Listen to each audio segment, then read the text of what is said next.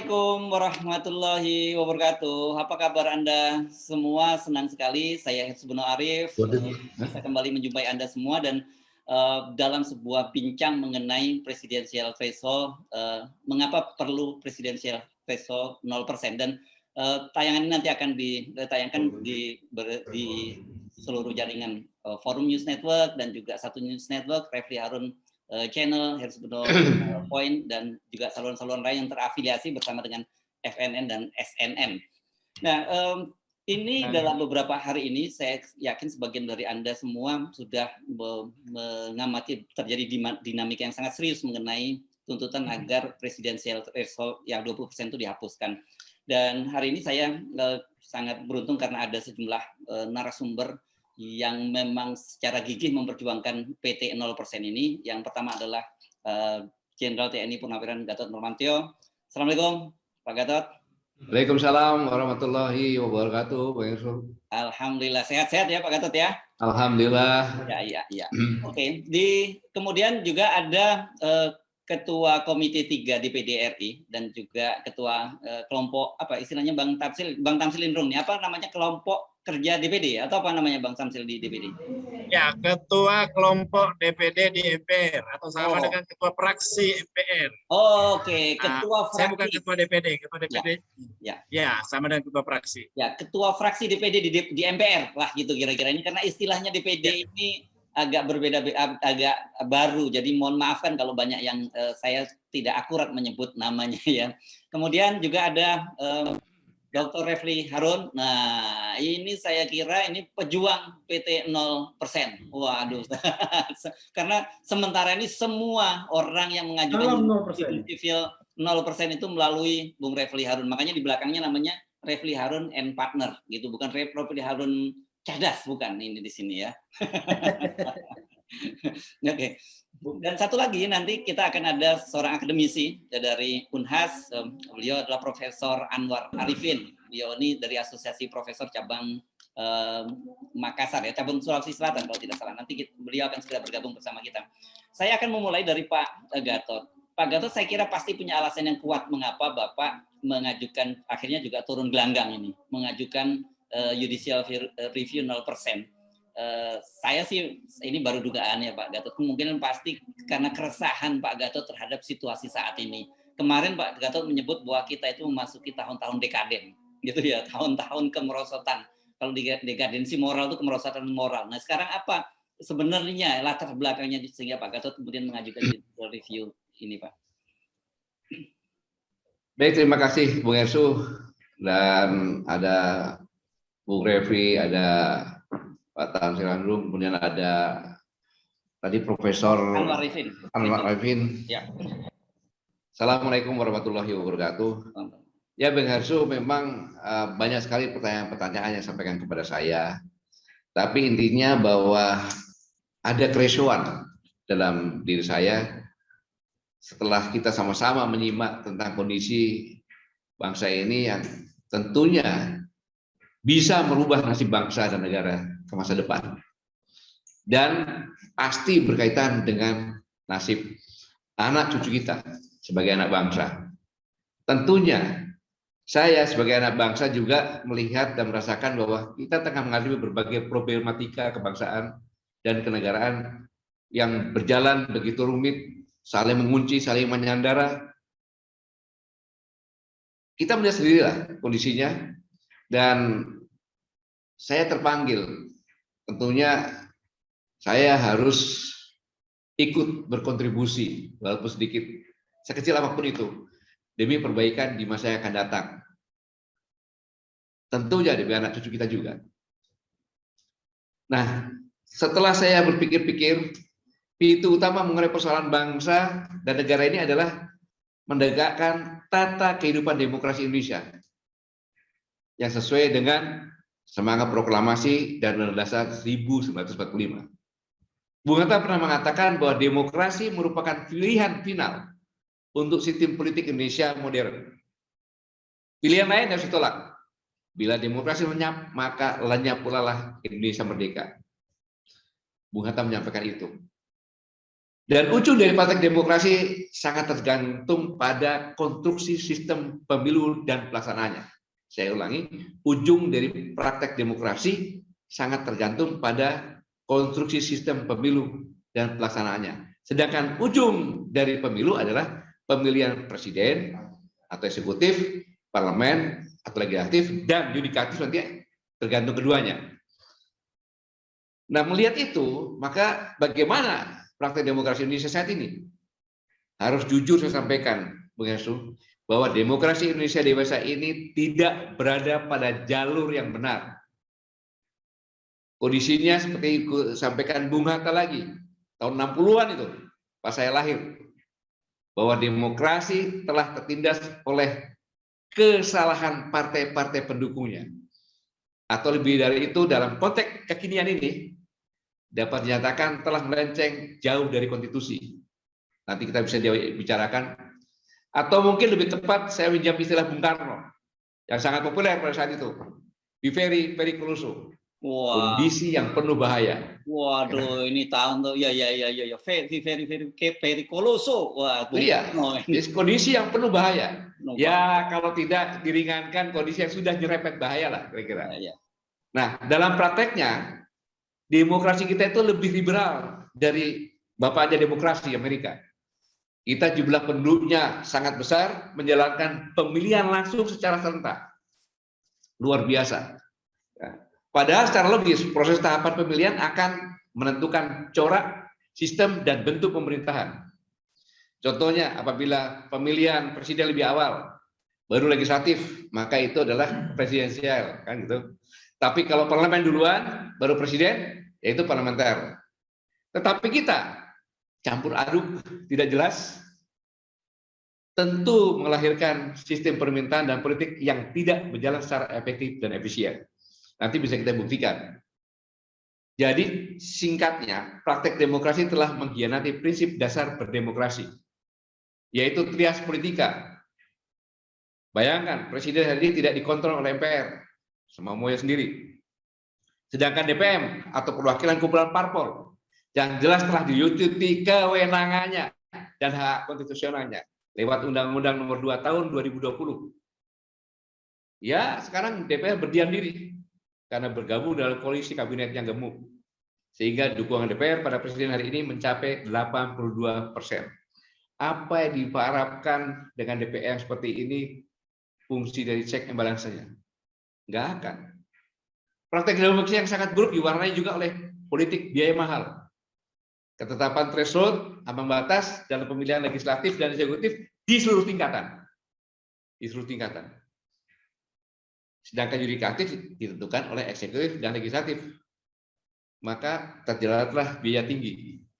Inilah sebenarnya menimbulkan kekuatan yang sama-sama punya kepentingan untuk melanggengkan dominasi ekonomi dan kekuasaan, yang itu yang kita sebut oligarki.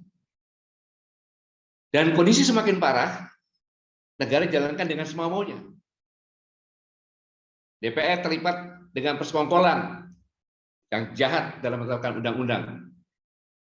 Jelas melanggar konstitusi dan merugikan rakyat. Buktinya pembatalan Undang-Undang Omnibus Law Ciptaker oleh Mahkamah Konstitusi belum lama ini. Itu salah satu buktinya. Kekacauan pelaksanaan pengelolaan negara juga terjadi di DPR belum lama ini. Sama-sama kita saksikan. Badan Legislasi DPR merubah peraturan DPR nomor 1 tahun 2020 tentang tata tertib DPR hanya demi memberikan landasan hukum bagi penetapan panitia khusus rancangan undang-undang ibu kota negara. Tidak taat asas dalam menjalankan konstitusi. Hal ini sangat tidak pantas dilakukan oleh pemerintah setingkat RT pun nggak pantas. Ugal-ugal karena dilakukan oleh lembaga tinggi negara yang terhormat, Dewan Perwakilan Rakyat. Lebih parah lagi, para penyelenggara negara juga telah meninggalkan semangat dan nilai-nilai pengelolaan negara yang jujur dan bertanggung jawab. Berbagai penyimpangan, penyalahgunaan kekuasaan, abuse of power, menjual pengaruh, sangat memperhatikan. Tidak lagi berpegang pada landasan moral dalam pengelolaan negara. Mereka merasa sangat berkuasa, ponggah dan seolah tak berdosa, memakan dan mengambil untung dalam pengelolaan wabah. Bayangkan, pada saat masyarakat berjuang mati-matian antara hidup dan mati menghadapi COVID. Kemudian terhimpit ekonomi, tapi pemerintah dalam ini Menteri Sosial mengkorupsi dana sosial tersebut. Lebih parah lagi, pemerintah telah memanfaatkan segala macam tentang pandemi untuk kepentingan kekuasaan, bukan untuk kepentingan rakyat. Bayangkan, penetapan PCR, harga PCR itu dalam sidang kabinet terbatas. Ini kan jelas sesungguhnya kondisi seperti ini bagi pengelola negara yang telah menabrak konstitusi dan menyandang catat moral pengelola negara, maka sejatinya mereka tidak lagi memiliki kekuatan apapun sebagai penyelenggara negara karena telah jatuh martabatnya. Nah, kemunduran ini terbukti, Bu Hersu. Dampaknya luar biasa dalam kehidupan bangsa dan negara. Indeks demokrasi kita saat ini terburuk sepanjang 14 tahun. Terakhir jatuh di level 6,30 di bawah negara-negara ASEAN lainnya. Skor kebebasan sipil juga sangat rendah di angka 5,9. Saya ulangi 5,59. Skor budaya politik juga rendah di angka 4,38. Sedangkan indeks hak asasi manusia kondisinya buruk dan menyedihkan di angka 2,9. Demokrasi Indonesia juga menyuburkan praktek korupsi dan berlaku sangat jahat di saat pandemi yang saya sampaikan tadi. Korupsi ugal-ugalan yang 60% diantaranya dilakukan oleh para eksekutif dan politisi itu. Justru di saat krisis, di mana masyarakat membutuhkan pertolongan dan kehadiran negara dan penyelenggaraannya. Dampak lainnya, praktek demokrasi ini berakibat bangsa ini, negara ini dililit hutang yang luar biasa. Sejak 2014, nilainya meningkat 2,5 kali lipat. Total hutang publik, pemerintah, BUMN, dan Bank Indonesia sekitar 13.000 kurang lebih triliun, atau sekitar 80% dari PDB. Sedangkan total utang pemerintah saja hingga akhir 2021 ini diperkirakan mencapai 7.100 triliun. Dan di akhir 2002 diperkirakan akan mencapai 8.200 triliun atau sekitar 45% dari PDB. Beban inilah nanti yang akan menjadi beban. Nanti ahli ekonomi akan menyampaikan. Dan ini BPK pun telah memberikan peringatan keras kepada pemerintah tentang tingginya hutang dan kemampuan membayar utang. Kondisi ini sangat serius sebagai sebuah ancaman runtuhnya perekonomian nasional yang akan menjadi beban bagi beberapa generasi mendatang. Ya, anaknya Bang Hersu, bahkan dari cucunya. Nah, demokrasi ini yang katanya mensejahterakan rakyat, justru pengangguran pada Agustus 2021 mencapai 9,1 juta. Dengan pengangguran 9,1 juta, maka berdampak pada jumlah penduduk miskin. Pada Maret 2021 sudah 27,54 juta orang. Kondisi seperti ini lebih berbahaya lagi karena Gini rasionya sebesar 0,384.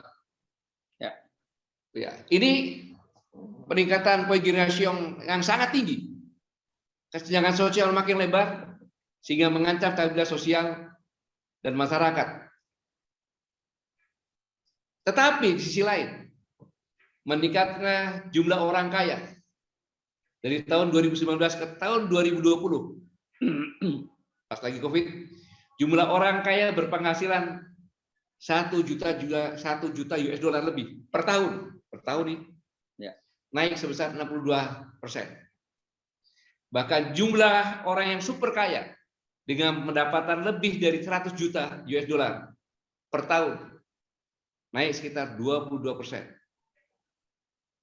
Berbanding terbaik dengan jumlah orang yang sangat miskin, naik dengan jumlah yang signifikan.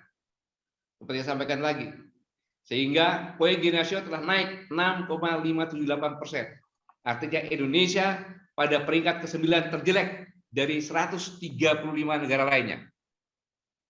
Di tengah kondisi seperti ini, KPK juga mengungkapkan bahwa berdasarkan analis terhadap laporan harta kekayaan penyelenggara negara LHKPN pada periode 2019-2020 diketahui bahwa 70% harta penyelenggara negara atau pejabat negara telah meningkat drastis selama pandemi COVID-19. Perekonomian nasional yang sepertinya dikelola untuk kepentingan kesejahteraan rakyat justru untuk konglomerasi, bahkan untuk asing. Cabang-cabang vital untuk rakyat pun seperti perumahan, pangan, kesehatan, energi, air, tambang, dan infrastruktur sebagian besar dikuasai oleh konglomerat dan asing. Ya. Ini yang berbahaya.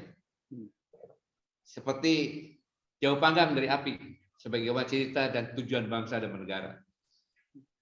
Akumulasi ini, kita ini melihat masyarakat, mereka ini dihimpit ekonomi dan bersaing dalam ruang ekonomi yang sempit karena PPKM. Jadi sangat kontras sekali. Sehingga melahirkan bahwa petani hari ini justru dihancurkan oleh impor pangan. Harapan petani selesai. Pada saat di tengah pupuk sulit, harga komoditas pertanian terus menurun, kan aneh. Indonesia sebagai negara agraris pangan seperti beras, cabai, gula, sapi, terigu, bawang putih, susu, bahkan garam pun harus impor. Nelayan kecil pun sulit mencari solar karena mahal lagi, ada aturan zona lagi. Jadi kita menghadapi masalah sosial yang serius, ditimpa lagi dengan terganggunya harmoni kohesivitas sosial, terbelah. Sehingga berbahayanya bahwa bangsa ini persatuan sudah tidak ada atau terpecah, harapan bagi semua golongan sudah tidak ada. Sangat berbahaya ini. Ya. Okay. Akumulasi ini ternyata bahwa ambang batas yang 20% ini melanggar Pancasila. Kemanusiaan adil dan beradab, tidak bersikap adil. Ya kan? Itu DPD juga tidak adil dengan DPR. DPR 20%, DPD nggak ada itu. Ya kan? Ada partai yang dulunya dipilih, tiba-tiba sekarang dia bisa tidak ikut. Kan tidak adil. Kemudian persatuan melanggar sila ketiga persatuan juga. Kemudian keempatnya juga musyawarah mufakat. Bagaimana bisa mewujudkan keadilan sosial bagi seluruh rakyat Indonesia? Ya. Jadi Pancasila dilanggar. Padahal berdasarkan Undang-Undang Dasar 1945 dan pembukaannya itu mengatakan bahwa berdasarkan ya ketuhanan yang maha esa dan sebagainya. Jadi induk undang-undang pun sudah dilanggar. Nah, seolah-olah masyarakat tidak memiliki harapan di masa depan. Inilah potret dari hidup rakyat yang buram. Nah, apalagi lulusan perguruan tinggi, berapa yang masuk kerja sekarang ini? Pada kita bonus demografi. Di kota-kota kecil besar, banyak pemuda berseragam, pakai rompi jaket, menunggu penumpang. Nggak hadir. Tentu pemandangan seperti itu mungkin dapat diatasi kalau sama-sama kita punya peduli. Nah, dalam kondisi seperti ini, saya pun menyimak. Namanya presidensial threshold itu satu-satunya di Indonesia calon presiden harus mempunyai 20% kan itu. Ya. Tapi berdasarkan internasional bukan seperti itu. 20% itu atau 50%, 40% atau 50% itu adalah calon presidennya, bukan untuk mencalonkan, tapi calon presidennya. Seperti Brasil, dia 51 dengan saingannya. Kemudian di daerah Kolombia 40 dengan 50. Nah, inilah yang ditafsirkan menjadi seperti ini. Maka saya melihat bahwa semacam terjadi apa dapat dikatakan pengabuan lah terhadap masyarakat berdasarkan konstitusi yang ada. Tapi biar yang berbicara ini ahli-ahli hukum. Ya. Dalam kondisi seperti ini, maka saya harus Ya. ikut berkontribusi walaupun kecil. Begitu Bang Zul. Ya, clear ini, karena kalau menurut saya bukannya nggak ada harapan. Nah, kalau semua yang paparkan tadi itu betul-betul sudah remuk redam itu. dan demokrasi karena kenapa jadi remuk redam, karena demokrasi dibajak oleh oligarki, kan begitu ya Pak Gatot? Dan predator oligarki lagi. Ya. Oke, Pak Gatot, kita simpan dulu ya sampai di situ. Tapi kami jadi paham mengapa kemudian, dan bukan hanya kami, saya kira viewer kita juga menjadi paham mengapa penting sekali kita mengajukan judicial review PT 20% itu. Sekarang kita pindah ke pembicara berikutnya ini. Sekarang kita sudah bergabung dengan Profesor Anwar Arifin. Assalamualaikum, Prof. Anwar Arifin. Ya. Assalamualaikum. Waalaikumsalam. Assalamualaikum warahmatullahi wabarakatuh. Iya. Ini saya membaca beberapa buku ini, di belakang ini banyak sekali nih kelihatannya terbitan buku dari Profesor Anwar Arifin ya. Beliau Bapak ini ya, Prof Anwar ini di Asosiasi Profesor Indonesia ya untuk Sulawesi Selatan ya. Saya profesor termuda pada tahun 91. Oh ya. Jadi cukup lama dan profesor pertama dalam bidang komunikasi politik. Ya. Saya alumni Visipol, ya, sosial politik. Ya. Ya. Oke, dalam isu ini, bagaimana Prof Anwar Arifin menyikapi tentang presidensial threshold 20% ini yang dianggap inilah jadi biang dari persoalan mengapa Indonesia menjadi seperti saat ini, seperti yang digambarkan oleh Pak Gatot Nurmantio tadi.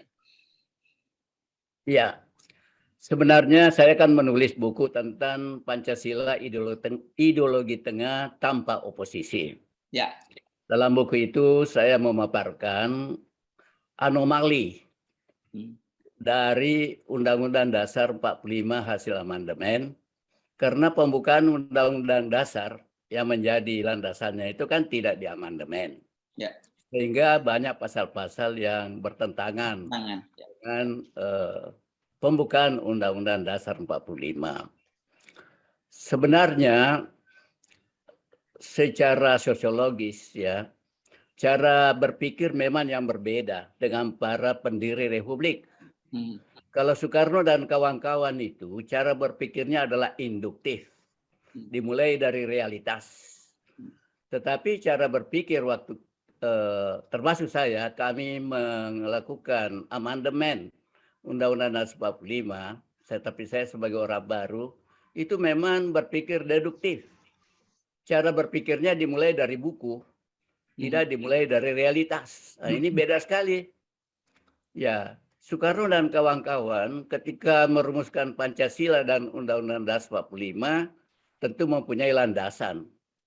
Landasannya yang pertama, landasan sosiologis yaitu 72 juta penduduk Indonesia itu 96% buta huruf. Ya, miskin, bodoh, dan sakit-sakitan atau MBS. Ya. Sampai hari ini keadaan seperti itu masih berlangsung. Ya, jadi MBS karena itu harus ada sebuah sistem pemerintahan, karena demokrasi itu kan pemerintahan dari rakyat oleh rakyat untuk rakyat. Ya, maka disusunlah satu model yang sesuai dengan landasan sosiologi itu. Begitu juga landasan kultural orang Indonesia, itulah sebagai dasarnya. Lalu apa landasan sejarahnya? Yaitu bahwa Undang-Undang Dasar 45 disusun karena kita adalah negara yang baru merdeka dan bekas jajahan. Nah, jadi dengan demikian harus disesuaikan dengan perkembangan itu. Lalu apa landasan sosiologinya yang lain, yaitu masyarakat Indonesia itu masyarakat kolektif. Saya dulu pertama mendapat buku Individu dan Masyarakat. Ya, dalam masyarakat Indonesia itu masyarakat paham kita, masyarakat itu lebih penting dari individu. Sedangkan di negara-negara industri barat Itu individu lebih penting dari masyarakat. Nah, itu sudah beda sekali. Landasan filosofinya ialah Pancasila dan Undang-Undang Dasar 45 itu harus dibuat, tidak boleh meniru. Saya ulangi, tidak boleh meniru. Karena kalau kita meniru juga tidak bisa menjadi orang nomor satu. Nah, ini persoalan besar. Jadi cara berpikir memang sangat berbeda. Oleh karena itu maka dibuatlah sistem pemerintahan yang mengambil kombinasi antara kebaikan sistem Inggris yang parlementer dan sistem Amerika yang presidensial. Itulah sebabnya maka dengan musyawarah mufakat itu, sila keempat kerakyatan yang dipimpin oleh hikmah kebijaksanaan dalam permusyawaratan perwakilan, itu disediakan satu wadah namanya MPR. Jadi MPR itu adalah pelaksanaan sila keempat Undang-Undang Dasar 1945. Nah, jadi cirinya adalah menjadi ideologi tengah yang tidak mengikuti ideologi kiri yang ada di Uni Soviet pada masa itu dan ideologi kanan yang ada di Amerika pada waktu itu. Jadi kita adalah Pancasila itu ideologi tengah tanpa oposisi. Tanpa oposisi, ini penting saya tekankan. Tidak mengenal adanya oposisi. Media selama ini melakukan penyesatan. Ada oposisi. Tidak ada oposisi. Seperti yang dilakukan zaman Orde Baru, zaman Gus Dur, zaman Megawati. Semua yang kalah dan menang itu sama-sama pemerintah. Ini rupanya kelihatan itu dilakukan oleh Prabowo. Ya, Prabowo masuk kan, kalah, dia tetap ikut memerintah.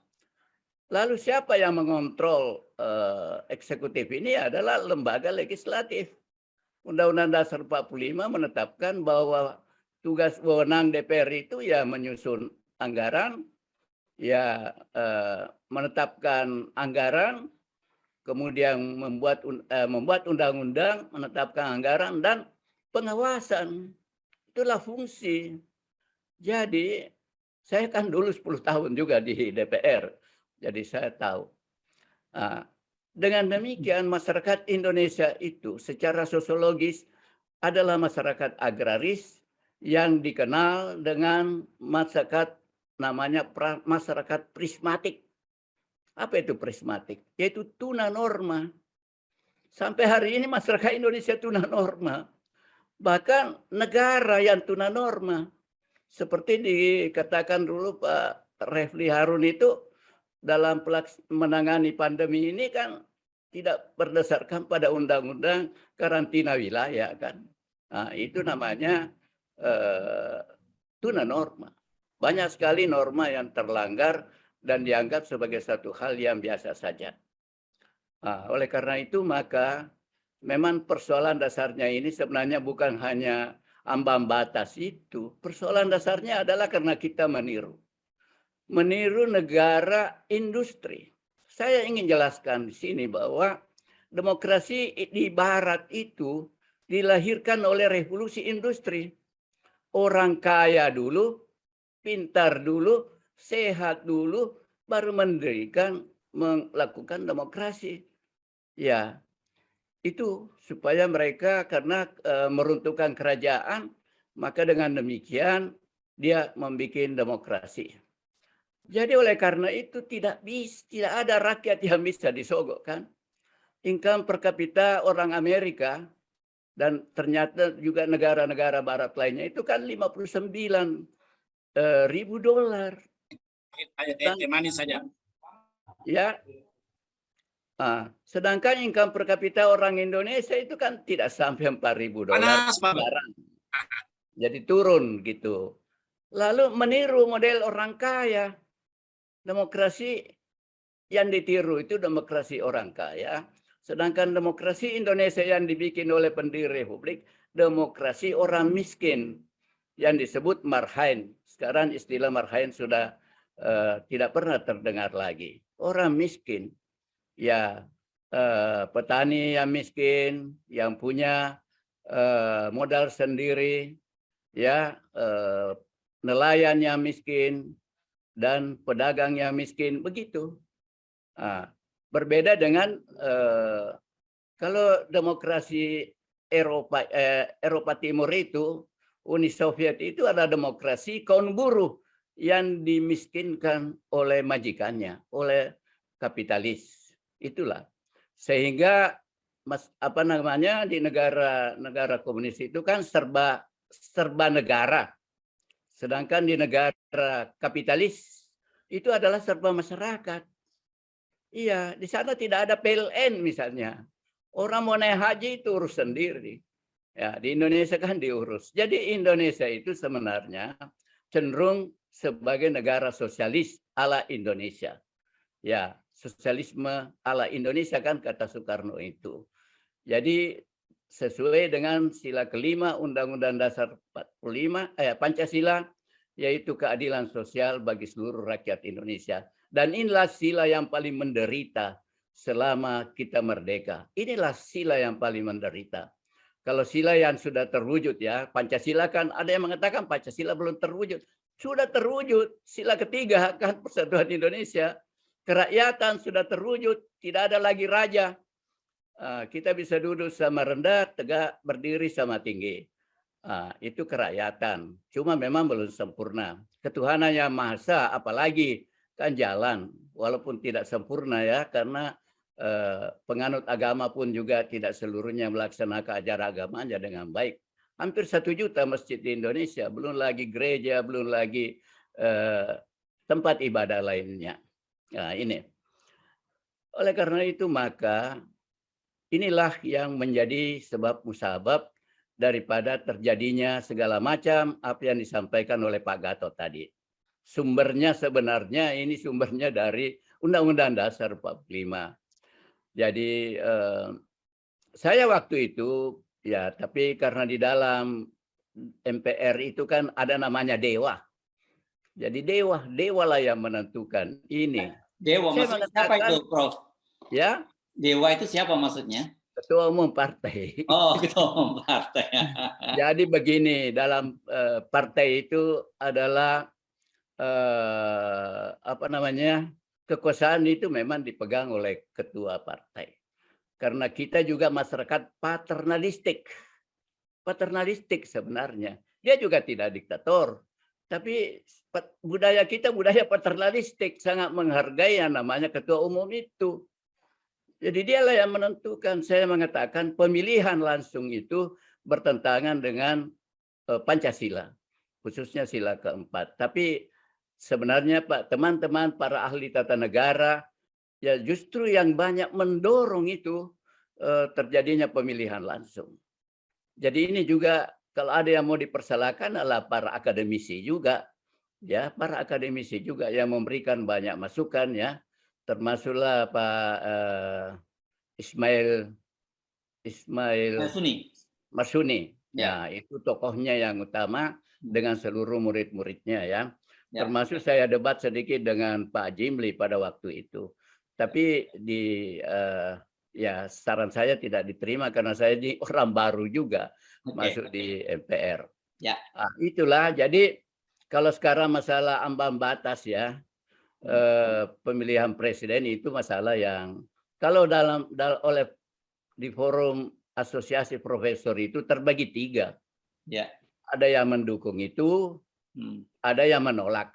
Ya, Pak Tamsil itu mendengar mentah-mentah menolak penghapusan ambang batas itu presiden ya, karena dianggap biaya tinggi.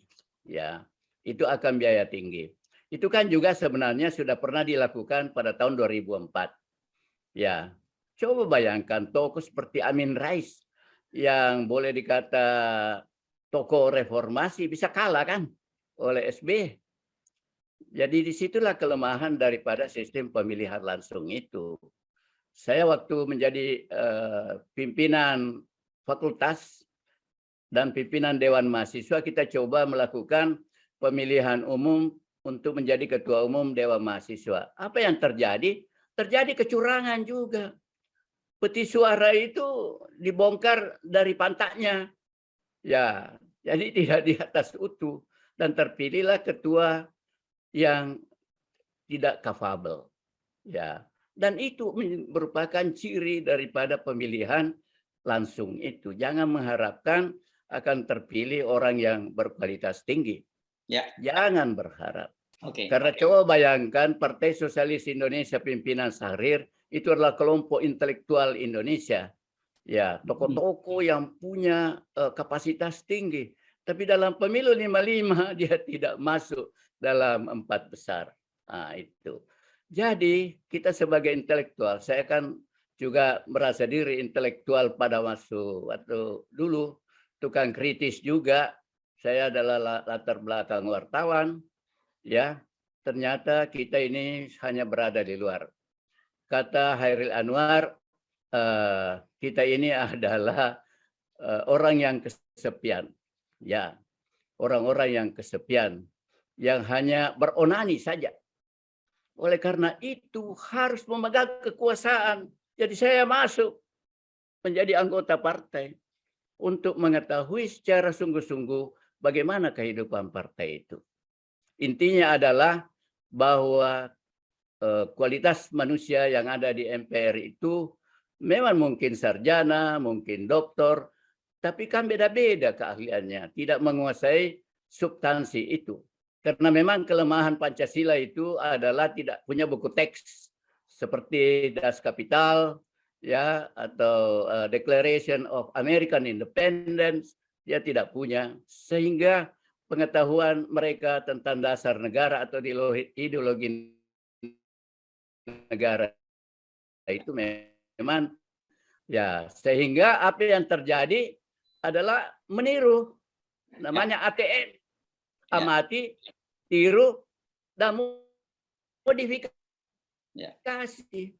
Itulah Undang-Undang Dasar 45 seperti yang terangkan tadi oleh Pak Gatot dengan mengenai ambang batas itu. Ya, kami dari Asosiasi Profesor memang terbagi ya.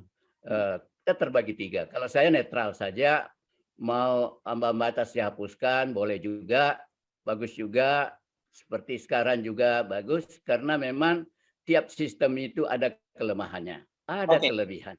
Baik, sampai di situ dulu ya, disimpan dulu. Ya, terima kasih. Ya, baik Prof. Sekarang kita pindah dulu ke Bang Tamsin Lindrong ini. Jadi ketua fraksi DPD di MPR lah, gampangnya begitu. Silakan Bang Tamsin. Baik, terima kasih Mas Herso. Saya ini bersama teman di sini banyak ini. Ada dari guru-guru honorer. Ya. Saya udah bisa membaca, meskipun dia belum mengungkapkan, dia adalah pendukung parliamentary threshold 0%. Ya. Ada mantan ketua KPU di depan saya juga di sini. Saya ikut mendengar perbincangan kita pada malam ini. Ada juga pengusaha, termasuk pemilik restoran ini di sini, dan mantan anggota DPR di Kabupaten Bone, DPRD. Senang sekali mendengarkan tadi fakta-fakta empiris yang disampaikan oleh Jenderal Gatot, juga diperkuat oleh Prof. Anwar Arifin. Sebenarnya Prof. Anwar Arifin itu yang saya baca itu beliau ingin kembali ke Undang-Undang Dasar 1945 seperti banyak tokoh di UI, karena selama ini kami berdiskusi termasuk di kelompok asosiasi profesor itu, meskipun tidak eksplisit disampaikan itu, tapi saya pernah beberapa kali mendengar memuji sikap beberapa guru besar di UI yang ingin kembali. Dan saya sampaikan, bukan hanya guru besar di UI, tapi juga para jenderal purnawirawan yang dipimpin oleh Pak Kiki Sarnagi, juga dengan lantang menyampaikan, meminta MPR untuk melakukan kajian ketatanegaraan secara serius, dan dia berkesimpulan bila itu dilakukan maka pasti kalian akan mempertimbangkan untuk kembali ke Undang-Undang Dasar Negara, Undang-Undang Dasar 45 yang asli, karena yang ada sekarang ini adalah palsu, karena ini 2002 bukan 45. Gitu. Dan saya juga berbicara dengan teman-teman di DPR yang tadinya termasuk kalau dia berbicara keluar menyampaikan dengan tegas bahwa tetap mempertahankan presidensial threshold 20% berbasiskan perolehan kursi di DPR RI atau 25% berbasiskan suara sah nasional. Tapi di balik itu, karena kami ini ditunjuk oleh DPD sebagai ketua kelompok DPD di MPR, salah satu tugasnya adalah membangun komunikasi politik dengan partai-partai. Karena kita sesungguhnya ingin dorong supaya nggak usah judicial review, tapi perubahan ini kita lakukan di DPR. Nah, karena memang DPD tidak bisa mengambil keputusan, belum. Kita nanti lihat perkembangannya, apalagi kalau PT-nya sudah 0%, saya kira berikutnya kewenangan DPD akan berubah juga. Tapi bukan itu yang DPD lebih memfokuskan diri, ingin mewujudkan suatu penyajian sistem demokrasi yang lebih sehat, sehingga kita bisa menghasilkan pemimpin seperti yang disebut tadi oleh Prof. Anwar Arifin sebagai pemimpin yang capable, pemimpin yang betul-betul lahir dari keinginan rakyat, bukan yang tiba-tiba muncul, apalagi kita mendengar hanya bisik-bisik di kalangan beberapa orang, kemudian dia menyepakati ini yang kita jadikan pemimpin, dan kemudian itulah yang lahir dari kelompok mayoritas yang ada di parlemen. Nah, seperti tadi yang Pak Gatot sampaikan bahwa dari 9 partai sekarang ini sudah ada 7 partai yang masuk di dalam koalisi yang sejalan dengan apa saja yang menjadi kemauan pemerintah. Pokoknya pemerintah tidak perlu membicarakan dengan DPR, dia langsung menetapkan utang, DPR-nya akan setuju. Pemerintah tidak perlu membicarakan dengan DPR, dia cuma mengumumkan, saya mau pindahkan ibu kota, jadilah itu barang. Nah, bahkan DPR kemudian meniru gaya UI, yang rektornya karena untuk jadi komisaris utama, tidak boleh sesuai dengan anggaran dasar, anggaran rumah tangganya, itu yang diubah. DPR juga begitu. Itu tatipnya diubah juga karena tidak sesuai dengan mekanisme untuk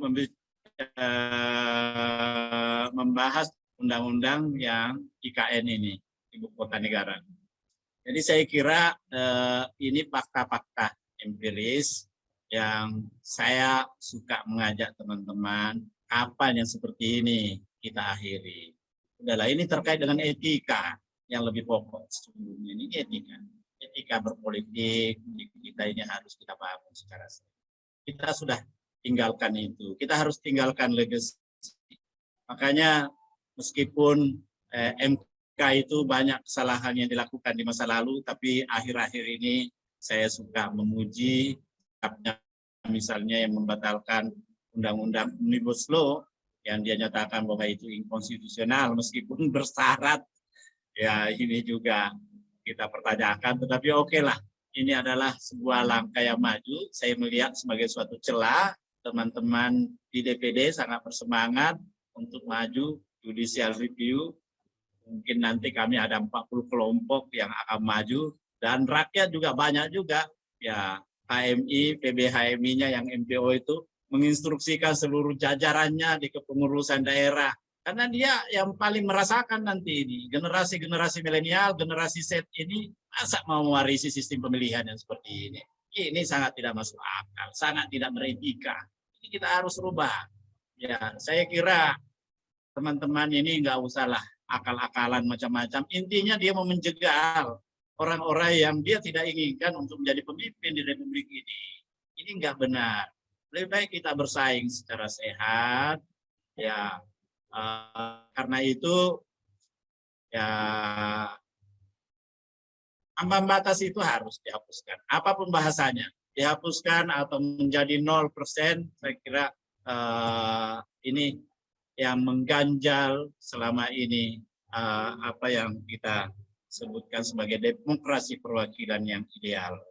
Karena itu kepada kakanda saya, guru besar Profesor Anwar Arifin, kita sama-sama lah perjuangkan ini 0%. Ya nggak usah kita bimbang. Atau kembali ke Undang-Undang Dasar 45 seperti yang tersirat, tergambar dari pemikiran Prof. Saya juga setuju dengan itu. Tapi kalau masih dibatasi dengan 20%, 25%, ini tadi bagaimana ini dengan 7 partai ini?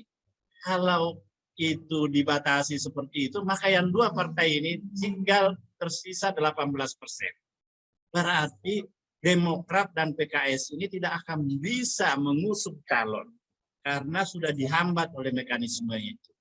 Maka yang 7 partai ini akan menentukan siapa yang dia maui. Apakah nanti menjadi calon tunggal boleh jadi, tapi mungkin tidak mau terlalu terbaca bahwa ini tidak demokratis. Maka dia akan bentuk 2 paket boneka. 1 boneka yang siap dimenangkan, 1 boneka yang siap dikalahkan. Ya, meskipun dengan kompromi, yang Anda yang kalah nggak usah khawatir. Kami siapkan jadi Menko atau jadi Menteri Pertahanan atau jadi Menteri Pariwisata segala macam kan. Nah, ini demokrasi ini menjadi tidak berkualitas karena ini ada kompromi-kompromi yang diatur di depan. Ya, sehingga kalau kejadiannya pembelahan itu akan berlanjut meskipun misalnya sudah masuk di dalam sistem yang sama. Ya. Apa yang kita khawatirkan kalau ini menjadi 0%? 0% taruhlah misalnya peserta pemilu berapa nanti? 20. Apa mungkin 20 calon presiden? Kalaupun 20 nggak apa-apa.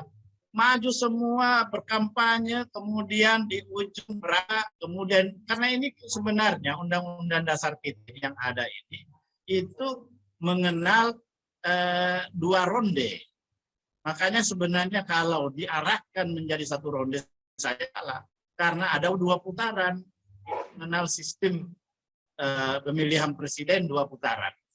Jadi kalau dari awal langsung 2 menjadi 1 putaran pasti itu salah. Dan karena itu terjadi pembelahan. Coba dulu waktu tahun 2004 itu ada 5 kandidat, tapi begitu sudah terpilih selesai. Terpilihnya di 2 putaran. Putaran pertama 5, putaran kedua tersisa 2, setelah itu terpilih 1 dan tidak ada terbelahan. Tapi yang 2 kali periode ini terus-menerus 2 pasang saja dan itu keterbelahannya panjang. Saya kira ini harus menjadi bahan evaluasi bagi kita. Cara ini tidak bisa kita pertahankan. Tapi harus kita dorong supaya tidak ada lagi ambang batas itu. Tidak ada presidensial threshold. Nah, dan kita dorong supaya itu terjadi 2 putaran. Saya kira itu, Mas Herzu dari saya. Terima kasih. Oke. Ya, terima kasih Bang Tamsin Lindrung. Clear ya DPD sikapnya. Dan itu juga saya amati dari sikap Ketua DPD ya, Pak Lanyala Mataliti jelas tegas posisinya ya. Mantap ini teman-teman. Sama-sama dengan Lanyala itu sama. Hampir seluruh DPD ini sekarang ini utuh. Oh, ya. Belum pernah ada satu yang berpendapat lain selain daripada menghapus ambang batas atau 0% parliamentary threshold. Ya. Sama. Oke, terima kasih Bang Tamsil. Sekarang kita pindah ke pakar hukum tata negara Refli Harun. Ingat Anda saya wawancarai ya, jangan Anda nanti jadi pewawancara lupa nih nanti Bung Refli. Posisi Anda adalah sekarang bukan sebagai pewawancara tapi sebagai pakar hukum tata negara yang sekarang ini banyak sekali kelihatannya menyediakan diri pro bono gitu ya, mendampingi para mereka-mereka yang menggugat ke Mahkamah Konstitusi. Sudah sampai hari ini sudah berapa banyak yang menggugat ke Mahkamah Konstitusi bersama Anda, Bung Refli? Jadi yang sudah masuk itu tiga permohonan. Yang bakal masuk lagi itu 2 lagi. Karena saya harus membatasi, kalau enggak kan tewas kita kan, harus bagi-bagi ke tempat lain juga. Jadi yang menarik itu 27 WNI yang ada di luar negeri, Forum Tanah Air. Itu 27 orang dari berbagai negara, nanti sebentar lagi kita masukkan. Nah, yang berikutnya, ini orangnya ada di samping saya nih, yaitu dari Partai Umat, yang juga akan mengajukan. Jadi, paling tidak partai kita pentingkan agar permohonan ini tidak ditolak legal standingnya kalau MK mau bikin alasan kan begitu. Ya, ya. Oke, tadi saya juga mendengar dalam dialog yang berbeda bersama dengan pakar hukum tata negara Margarito Kamis, Rocky Gerung, Rizal Ramli, ketua partai Gelora, Anies Mata juga mereka juga menyatakan awal tahun depan akan mengajukan judicial review, bukan hanya presidential threshold tetapi juga parliamentary threshold.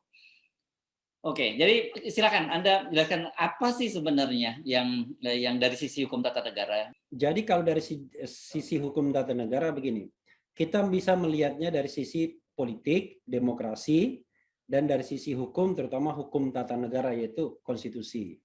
Nah, saya batasi konstitusinya dulu ya.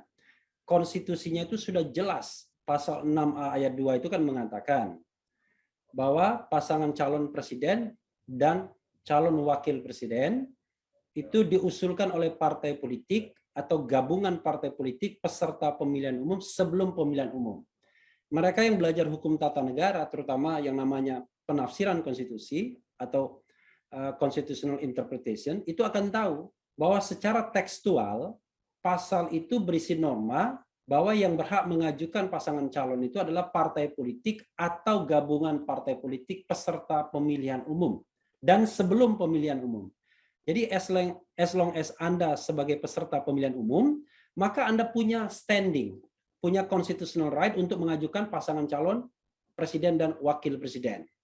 Yang penting waktunya adalah sebelum pemilihan umum. Kapan itu? Yaitu pemilihan umum serentak. Makanya kemudian pemilihan umum itu dijadikan serentak karena dianggap itulah maksud dari pemilihan umum, yaitu memilih presiden, wakil presiden, DPR, DPD, dan DPRD. Itulah pemilihan umum. Dan itu dilakukan secara serentak. Nah, masalahnya adalah, saya sudah baca putusan-putusan MK. Putusan MK yang penting itu cuma 2 saja sesungguhnya. Walaupun penolakannya itu banyak sekali, sebenarnya cuma 2 saja putusan MK itu. Yang lainnya kan cuma NO tidak dapat diterima karena sudah ada putusan. Seperti Omnibus Law. 1 diputuskan, yang lain kemudian tidak lagi dibahas. Makanya ada belasan putusan yang sudah tidak dibahas lagi. Di tahun 2008, itu ada 3 hakim yang melakukan dissenting opinion. Putusan 2008. Dari 9 ya, dari 9 orang hakim majelis hakim. Dari 9. Ya. 1 Akil Muhtar ya, yang sekarang menginap di pesantren seumur hidup. Yang kedua, tapi bagus dia. Ya. Ya kan? Yang kedua Mufti Fajar dan ketiga adalah Marwarar Siahaan. Ini dalam sejarah MK, 2 terakhir ini adalah hakim konstitusi yang dianggap bagus dan progresif. 6, termasuk Pak Mahfud MD sebagai Ketua Mahkamah Konstitusi, itu pro presidential threshold 20%. Makanya waktu tahun 2009, putusannya 2009 ya, terhadap Undang-Undang 2008, saya mengatakan robohnya 1 tiang demokrasi. Saya tulis itu di koran Tempo. Jadi saya sudah persoalkan itu sejak 2008-2009 ketika threshold 20% ini ramai. Nah, pada putusan berikutnya ketika pemilu sudah serentak, itu ada 1 putusan, yaitu putusan tahun 2018. Dan yang dissenting opinion itu adalah Saldi Isra dan Suhartoyo. Jadi 2 dari 7 itu dissenting opinion. Saya mengatakan mereka yang membuat dissenting opinion ini putusannya jauh lebih bermutu dibandingkan putusan MK-nya sendiri. Kenapa begitu? Sebagai contoh misalnya putusan terakhir. Putusan terakhir itu kalau kita baca dissenting opinion yang dibuat Saldi Isra dan Suhartoyo, itu jelas sekali menggambarkan bahwa yang namanya presidential threshold ini tidak relevan dengan sistem pemerintahan presidensil. Tidak terbukti juga memperkuat sistem pemerintahan presidensil. Tidak sesuai dengan logika sistem presidensil, lebih mengarah pada logika sistem parlementer. Tidak relevan menghubungkan pemilu legislatif dan pemilu eksekutif dan lain sebagainya dan lain sebagainya. Tidak benar ini open legal policy, karena open legal policy itu kalau mandat konstitusionalnya tidak jelas. Ini mandat konstitusionalnya sudah jelas. Nah, sementara putusan intinya mengatakan hanya 3 atau 2. Pertama, memperkuat sistem pemerintahan presidensil. Yang kedua adalah open legal policy. Memperkuat sistem pemerintahan presidensil itu, MK berasumsi bahwa presidential threshold ini akan mengkonsolidasikan partai politik yang ternyata tidak terbukti sampai hari ini, ya kan? Ternyata pragmatis saja mereka mengajukan calon presiden dan wakil presiden itu bukan dalam rangka untuk kesamaan dan kesatuan yang bersifat ideologis yang memungkinkan partai itu kemudian akhirnya menjadi sederhana agar tercipta sistem presidensial yang kuat, tapi ternyata ya pilihan pragmatis saja karena untuk menang kalah, sewa perahu dan lain sebagainya, dan praktek ini sudah terjadi sejak 2009. Sejak 20% dipraktekkan. Jadi 1 kali masa pemerintahan SBY dan 2 kali masa yang menangnya adalah Presiden Jokowi. Karena itu dalil memperkuat sistem presidensial itu sama sekali tidak relevan. Bahkan MK dalam putusan itu sendiri sudah menolak, walaupun katanya belum terbukti ini memperkuat sistem presidensial, paling tidak katanya desainnya tidak salah. Jadi MK mempertahankan asumsi, ya kan, untuk menolak yang pasti, ya kan, enak kan bahasanya, mempertahankan asumsi untuk menolak yang pasti. Yang pasti itu adalah ini constitutional standing, constitutional right peserta pemilihan umum yaitu partai politik untuk mengajukan calon. Itu yang pasti menurut pasal 6A ayat 2. Yang asumtif ya, yang tidak pasti adalah bahwa presidensial threshold itu adalah memperkuat sistem pemerintahan presidensial. Yang kita lihat tidak terbukti. Kenapa? Karena ternyata yang namanya threshold untuk mengajukan pasangan calon itu tidak relevan kalau dikaitkan dengan dukungan parlemen kepada seorang presiden. Kenapa begitu? Karena setelah presiden terpilih, mereka bisa ikut menjadi partai pemerintah. Contohnya hari ini adalah Partai Amanat Nasional dan Gerindra. Pada tahun 2014 lebih banyak lagi partai yang disedot ke istana. Ada PAN, ada P3, dan ada Golkar. Jadi sangat tidak relevan. Nah, karena itulah kalau kita bentur-benturkan, ya, saya kok yakin sebenarnya permohonan ini dari sisi hukumnya, dari sisi teorinya clear. Lebih kuat yang menolak 20% ketimbang yang pro 20%. Tapi masalahnya, saya meyakini bahwa MK tidak lepas dari masalah non-hukum dalam memutuskan ini. Sama seperti MK mempertahankan misalnya yang namanya Perpu Ormas, yang jelas-jelas tidak demokratis tapi tidak dibatalkan.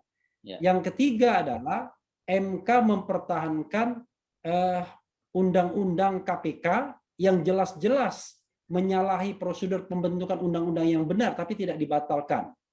Undang-undang perubahan undang-undang KPK. Sama MK juga mengabulkan hak angket terhadap KPK, bahwa KPK adalah objek angket. Padahal undang-undang MD3 atau undang-undang Susduk yang lama itu tidak demikian. Nah, karena itu menurut saya kita harus ada berjuang dua lini. Kita tetap pertajam yang namanya argumentasi konstitusional kita agar lebih meyakinkan baik kepada hakim MK maupun kepada masyarakat. Kemudian kita juga melakukan konsolidasi agar ini menjadi kesadaran bersama masyarakat bahwa presidensial threshold ini punya daya rusak yang tinggi. Kalau misalnya di masyarakat muncul statement dari politisi atau misalnya pakar hukum yang menyatakan ini sudah berkali-kali ditolak, saya mengatakan itu lebay. Kenapa? Sesungguhnya hanya 2 putusan saja yang membahas ini, yaitu putusan tahun 2009 awal tadi, ya, dan kemudian putusan tahun 2018. Sisanya secara teknis, kalau misalnya ada permohonan yang bersamaan, itu biasanya dia tidak dibahas lagi kalau sudah ada satu putusan. Seperti Omnibus Law, karena sudah dianggap kehilangan objeknya, maka seluruh permohonan Omnibus Law dikatakan NU atau dinyatakan tidak dapat diterima. Nah, jadi kalaupun kita mengajukan 100 permohonan, nanti teknisnya adalah akan ada putusan terhadap 1 permohonan dan sisanya itu mengikuti permohonan itu. Tapi bahasanya pasti NO semua. Pengertian NO di sini adalah karena sudah ada putusan baik itu mengabulkan atau menolak. Jadi peluang kita dari sisi hukum masih sangat besar. Itu Bung Hersu. Ya, nah bagaimana dengan bergabungnya Partai Umat dan Partai Gelora yang kemudian juga akan mengajukan judicial review? Iya. kehadiran mereka sangat-sangat penting. Sangat penting, amat penting, karena pada putusan terakhir yang juga menolak legal standing, jadi saya katakan putusan itu kan ada yang sudah membahas substansinya, ada yang baru bicara tentang legal standing-nya. Ketika saya mewakili Rizal Ramli dan salah seorang pemilih, itu MK menolak legal standing-nya. Dan ini tumben-tumbennya MK menolak legal standing warga negara. Kenapa? Karena dulu Effendi Ghazali pernah mengajukan, diterima, dan lain-lain pernah diterima. Tapi tiba-tiba MK mengatakan urusan presidensial threshold ini adalah urusan partai politik. Tapi jangan lupa, ada 4 hakim yang tidak setuju, yang dissenting opinion terhadap putusan itu, yaitu Saldi Isra lagi-lagi, kalau tidak salah Soehartoyo lagi-lagi, kemudian Manahan Sitompul, dan Eni Nurbaningsih. 4 orang ini mengatakan bahwa mestinya pemilih tetap diberikan legal standing. Nah, berdasarkan itu, saya tetap men-challenge MK untuk menerima legal standing pemilih atau warga negara. Kenapa? Karena ketentuan mengenai presidensial threshold itu, atau ketentuan tentang nominasi presiden dan wakil presiden, itu adalah seperti two sides in one coin.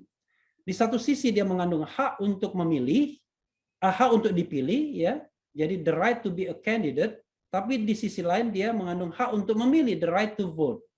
Masa pemilihan presiden hanya urusan partai politik saja? Kan nggak masuk akal.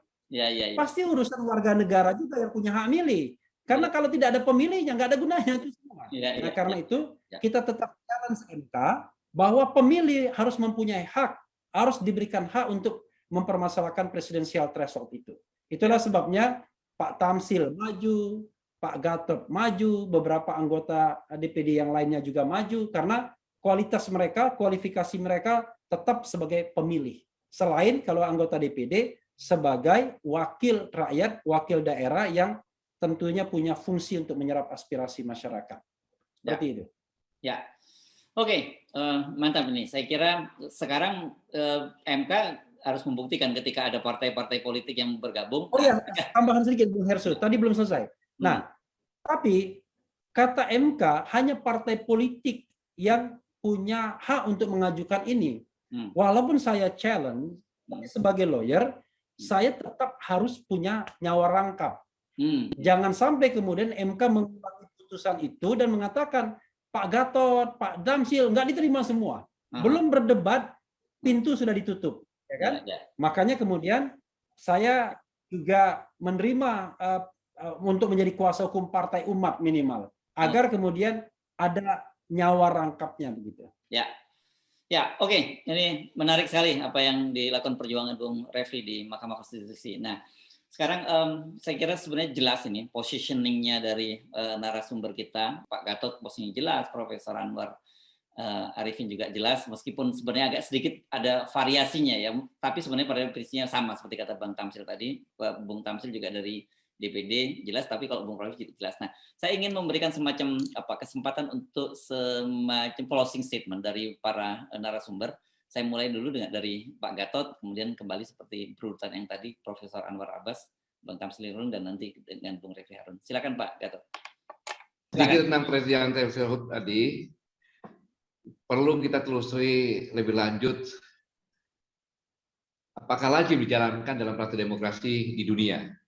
Ya. Dalam bukunya yang berjudul Democracy in Development, Politics and Reform in Latin America, Mark Panay menyampaikan bahwa presidensial threshold dalam pemilu adalah syarat seorang calon presiden untuk terpilih menjadi presiden, bukan untuk menyalonkan. Nah, contohnya saya sampaikan tadi, di Brasil ditetapkan 50% plus 1, di Ekuador 50% plus 1 atau 45% asal beda 10%. Dari saingan terkuat. Di Argentina 45% atau 40% asal beda 10% dari saingan terkuat dan sebagainya. Jadi presidensial threshold bukan syarat pencalonan sebagai presiden dan wapres. Saya khawatir bahwa penerapan presidensial threshold di Indonesia merupakan penyesatan formulasi undang-undang hanya untuk kepentingan pihak tertentu, dan hal ini sangat-sangat berbahaya. Dan yang paling penting lagi, bahwa saya menyambut baik ini Mengapa demikian? Kita semua memiliki tanggung jawab yang sangat besar untuk sesegera mungkin menemukan solusi terbaik bagi bangsa ini, mencarikan jalan untuk keselamatan anak cucu kita, dan memastikan anak cucu kita, generasi muda Indonesia, tidak lebih buruk. Jadi seluruh komponen bangsa harus bersatu padu untuk sesegera mungkin melakukan berbagai upaya, baik itu konstruktif maupun konstitusional, dengan berbagai cara menghentikan segala bentuk penyimpangan ini. Dan kita harus memastikan perubahan ini jangan kita bersifat konyol. Ingat, Pevira Curiculuso ini kalau kita diam dan membiarkannya, sama saja kita membiarkan bangsa dan anak cucu kita menanggung bebannya. Maka saya katakan silakan diam dan punah atau bangkit melawan. Terima kasih, Bu Ensu. Oke, tapi sebelum Anda mengakhiri perbincangan ini, Pak Gatot, saya ingin klarifikasi pada Bapak. Niat Bapak mengajukan 0% ini, apakah ada kaitannya? Karena kan Pak Gatot ini termasuk juga orang yang sudah sejak lama digadang-gadang oleh publik untuk menjadi calon presiden gitu. Dan dengan aturan itu Bapak terhambat. Saya belum pikir ke arah itu. Tapi yang saya katakan tadi, kalau segera kita tidak bangkit untuk memperbaiki kondisi bangsa ini, dengan kondisi ekonomi yang sekarang ini, terjadi inflasi di dunia, kemudian sekarang gas naik, telur naik, gula naik, segala macam naik, kesenjangan sosial semakin tinggi, bangsa terpecah. Kalau kita tidak selamatkan, berbahaya. Ya. Maka saya sama-sama mengajak, jangan berpikir dulu ke arah sana, tapi bagaimana memikir menyelamatkan bangsa gitu. Ya, clear, Pak Gatot. Terima kasih. Saya pindah ke Profesor Anwar Arifin. Prof. Anwar Arifin, Anda mungkin bisa memberikan semacam catatan akhir dari perbincangan kita ini. Saya kan mengatakan tadi bahwa setiap sistem itu memiliki keunggulan dan kelemahan masing-masing. Ya. Ini kan pernah dicoba seperti tadi dijelaskan bahwa tahun 2004 itu kan 5 calon, ya, 5 pasangan calon. Kemudian karena dianggap banyak negatifnya daripada positifnya, maka waktu itu saya masih ada di DPR waktu itu untuk membuat supaya jangan terlalu banyak calon. Memang begitu sebenarnya filosofinya itu, untuk menghemat biaya negara. Nah, itu sebagai filosofinya. Tapi kalau sekarang ini akhirnya terpilih misalnya presiden yang tidak capable, nah itu memang adalah akibat daripada sistem pemilihan. Karena menurut saya apapun bentuknya, pokoknya kalau pemilihan langsung itu susah sekali terpilih orang yang berkualitas. Apapun bentuknya.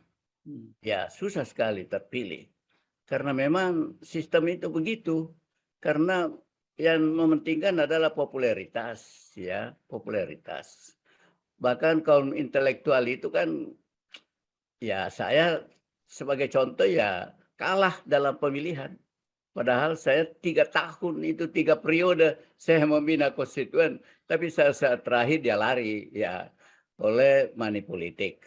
Jadi ini saya hanya menyebutkan saja pengalaman-pengalaman menghadapi pemilih. Karena begini, kata seorang pimpinan partai politik, politik kita ini kotor. Siapa yang ingin masuk di dalamnya harus bersedia bajunya kotor. Ya, karena memang sekarang ini kan pragmatisme ini yang menggejala di seluruh dunia dan masuk di Indonesia dan menghinggapi para politisi dan para orang yang ingin mencari kekuasaan. Ya memang menghapuskan ambang batas itu sekarang ini memang diinginkan. Itu bagus juga. Kalau ingin dicoba lagi ya kan. Kalau ingin dicoba lagi. Ya karena ini sebenarnya sudah pernah dilakukan kemudian itu. Jadi saya juga mendukung ya kalau usaha untuk itu dilakukan. Ya silakan dilakukan bersama-sama. Tapi di asosiasi profesor itu memang terbagi 3 lah ya. Ada yang menolak, ada yang setuju, dan ada yang seperti saya netral saja. Ya. Ya, netral saja karena saya memiliki pengalaman suka duka di dalam perpolitikan di Indonesia menghadapi warga negara yang MBS itu, Pak. MBS, miskin, bodoh, dan sakit-sakitan.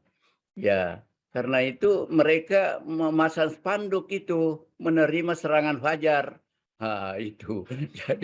Jadi itu persoalan dasarnya menurut saya yang saya alami. Karena itu ada 3O, Pak. Kalau kita mau sukses dalam politik itu adalah otak, otot, dan ongkos. Jadi saya kira prinsipnya Prof. Anwarnya berprinsip pada bahwa dalam sebuah masyarakat yang belum mature itu demokrasi itu berbahaya untuk demokrasi itu sendiri, gitu ya.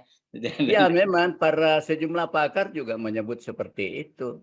Bahkan Plato juga tidak setuju dengan pemilihan langsung itu, karena itu akan terjadi tirani mayoritas, ya, tirani mayoritas. Dan itulah sekarang yang terjadi. Itu kan DPR yang sekarang ini dengan koalisi besar itu kan namanya tirani mayoritas, ya, tirani. Sehingga biar apa saja yang disuguhkan oleh presiden, sederhana saja, kumpulkan itu 7 ketua umum partai, selesai urusan. Karena saya katakan tadi yang menentukan ini republik ini dewa-dewa. Dewa. Dewa. Ada dewa. Jadi kumpulkan saja di telepon. Di telepon saja itu. Ya, itulah ya, sekarang hanya itu catatan yang saya berikan supaya ada sedikit keseimbangan ya, pandangan. Ya, ini penting dalam sebuah diskusi karena kalau kita sepakat semua, maju semua, wah tentu diskusi tidak menarik juga. Oke. Baik, terima kasih Prof. Dulu tapi ngomong-ngomong, dulu di DPR itu partainya apa sih, Prof. Anwar? Saya Golkar. Oke. Saya Golkar, menangnya saya dua kali itu karena memilih tanda gambar. Oh, ya. Setelah memilih individu, saya kalah oleh anak bawang begitu yang mempunyai uang yang banyak. Jadi ya sudahlah, alhamdulillah. Jadi saya dulu Golkar karena saya kan dulu PNS. Ya, PNS, tapi saya keluar dari PNS masuk ke partai karena saya capek menjadi intelektual. Saya capek. Ya. Tidak didengar. Apapun kita lakukan itu tidak didengar. Lebih baik kita masuk di dunia politik, dicoba untuk itu.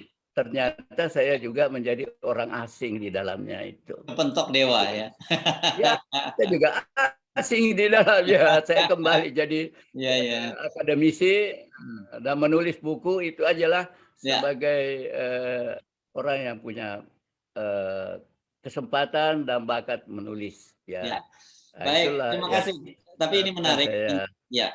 Insight dari Profesor Anwar Arif ini karena beliau bukan hanya akademisi tapi juga udah pernah menjadi politisi, dan ternyata ketika menjadi akademisi merasa bingung tidak bisa berbuat apa-apa, tapi ketika masuk di partai politik juga ketemu lagi dewa yang juga bisa membuat tidak bisa berbuat apa-apa.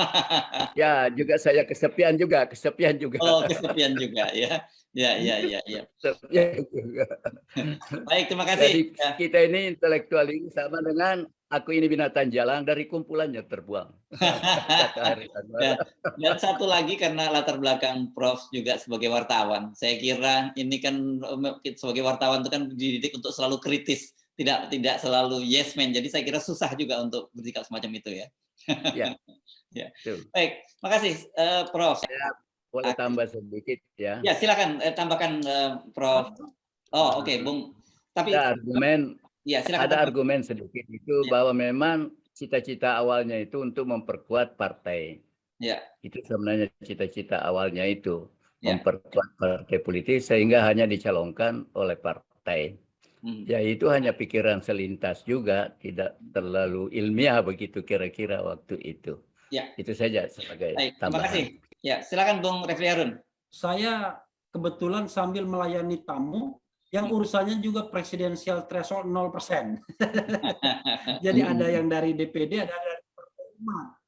Jadi sambil diskusi, sambil kemudian berdiskusi sama mereka. Insya Allah Partai Umat mengajukan permohonan ya, sehingga kita punya backup. Jadi tanggal 31 atau awal-awal Januari gitu. Itu pertama. Nah, untuk closing statement begini, saya setuju dan menggarisbawahi apa yang disampaikan Pak GN tadi mengenai pengertian dari presidensial threshold atau threshold, atau kalau kita terjemahkan ambang batas.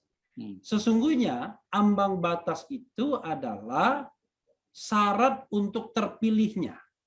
Dan ambang batas dalam pemilihan presiden itu dikenal di seluruh dunia ini, tapi yaitu tadi syarat untuk terpilih. Syarat untuk terpilih itu ada yang namanya pakai persentase, ada yang penyebaran atau gabungan keduanya, persentase dan penyebaran. Kalau persentase itu ada yang namanya simple majority, berapapun yang paling besar dia yang menang, atau ada yang absolute majority, yaitu harus 50% plus 1. Nah, kita selain absolute majority 50% plus 1 ditambah persebaran, di mana suara itu harus tersebar lebih dari setengah jumlah provinsi dan masing-masing provinsi itu minimal 20%. Karena itu sebenarnya presidensial threshold yang ada di Undang-Undang 7 2017 itu ketentuan yang salah kaprah. Pasalnya 222 itu ketentuan yang salah kaprah, tapi masalahnya namanya salah kaprah, walaupun dia salah, tapi kaprah. Jadi dianggap benar oleh hakim-hakim Mahkamah Konstitusi yang menurut saya kekurangan landasan argumentasi konstitusional untuk memberikan legitimasi terhadap 20% itu. Nah, mudah-mudahan dengan permohonan yang jauh lebih serius, geruduk rame-rame, semua komponen masyarakat tidak mengenal kanan, kiri, tengah, belakang, atau independen atau partai politik, tapi semuanya punya tujuan sama 0%. Kali ini Majelis Hakim Mahkamah Konstitusi tergerak untuk mengabulkan permohonan. Insya Allah, amin ya rabbal alamin. Itu saja, Mas Hersu. Terima kasih. Baik, terima kasih Bung Refli Harun, Pak Profesor Anwar. Bung Hersu, bisa tambah sedikit? Silakan Pak Gatot Nurmantio jika ingin menambahkan. Saya menarik apa yang disampaikan oleh Profesor Anwar Arifin tadi, bahwa dewa-dewa tadi. Jadi bayangkan kalau ambang batas ini masih 20%, kemudian sekarang 82% di pemerintah, artinya 7 dewa dengan 1 orang presiden. Saya ulangi, 7 dewa-dewa tadi, dan 1 presiden, 8 orang itu adalah menentukan Indonesia ke depan dan selamanya. Betul. Karena cukup dari 7 dewa dan 1 presiden tersebut menentukan saja, sekarang 2 pasang saja. Sekian partai nyalonkan pasangan A, sekian partai nyalonkan pasangan B. 82 itu semuanya. Sehingga Demokrat sampai PKS tidak ikut. Karena tidak bisa mengusung. Maka jadilah itu siapapun juga. Siapapun juga menjadi, karena tinggal 2 pasang yang mereka menentukan pasangannya. Itu saja selesai. Ya. Contoh gampangnya begini. Contohnya pasangan pertama. Maaf ini Bang. Contohnya saja Puan Maharani dengan Kaisang Pangestu. Yang keduanya mungkin taruhlah Pak Guntur atau siapa dengan menantunya yang Sumatera. Selesai sudah. Pasti jadi itu salah satu. Siapapun juga. Nah, jadi inilah bahayanya negara yang begitu besar ini hanya ditentukan oleh 7 dewa dan 1 orang presiden. Selesai. Ya, memang ada dewa. Dua partai itu yang dewa-dewa kan gitu. Ya. Dan ya, dewa-dewa ya, Pak. Dewa-dewa di kita ini di belakangnya ada, ini dewa ini perlu sesaji, Pak Gatot, dan sesajinya itu adalah biaya untuk kampanye pemilu, dan yang memiliki itu adalah para taipan tadi. Nah, oligarki di belakang, oligarki di belakang. Mengendalikan di belakang kan gitu. Ya. Oke, betapa mengerikan. Jadi betapa praktek politik kita hari ini mengerikan, bahwa betul kita ini sekarang ada pemilu, ada pilpres, tapi sebenarnya rakyat itu mereka cuma diperlukan sebagai stempel saja bahwa demokrasi sedang berjalan. Padahal sebenarnya siapa yang akan menjadi presiden, siapa yang menjadi ketua MPR, ketua DPR, dan sebagainya sudah ditentukan oleh para dewa-dewa dan oligarki tadi.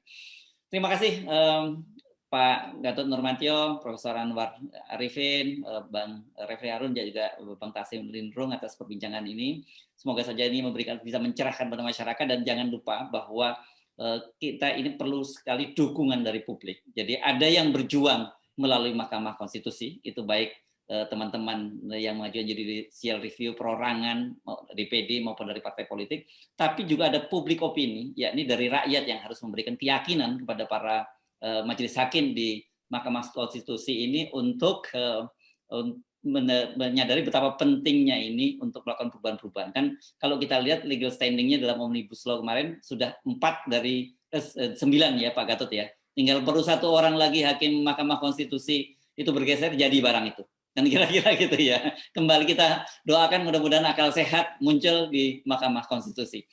Assalamualaikum warahmatullahi wabarakatuh. Waalaikumsalam warahmatullahi wabarakatuh.